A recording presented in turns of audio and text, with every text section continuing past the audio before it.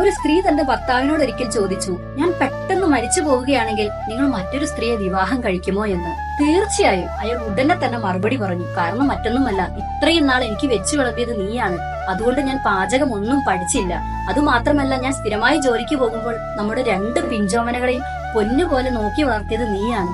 അപ്പൊ ഇതൊന്നും ഒറ്റയ്ക്ക് എന്നെ കൊണ്ട് സാധ്യമല്ല എന്ന് നിനക്ക് അറിഞ്ഞുകൂടെ? അതുകൊണ്ട് മാത്രമാണ് ഞാൻ മറ്റൊരു വിവാഹം കഴിക്കുന്നത് എന്ന്.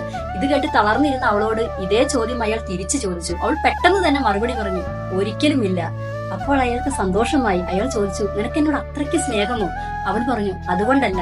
ഇത്രയും കാലം ഞാൻ ജീവിച്ചത് നിങ്ങൾക്ക് വേണ്ടിയാണ്. നിങ്ങളുടെ തുണി കഴുകിയും നിങ്ങൾക്ക് വെച്ച് വിളമ്പിയും നിങ്ങൾ വരച്ച ലക്ഷ്മണരേഖയ്ക്കുള്ളിൽ ഒരു അടിമയെ പോലെ ഞാൻ ജീവിച്ചു. ഇനി ഞാൻ മറ്റൊരു വിവാഹം ചെയ്താലും ഇത് തന്നെയല്ലേ എന്റെ അവസ്ഥ? അപ്പോ ഇനിയുള്ള കാലമെങ്കിലും എനിക്ക് വേണ്ടിയെങ്കിലും ജീവിക്കണം.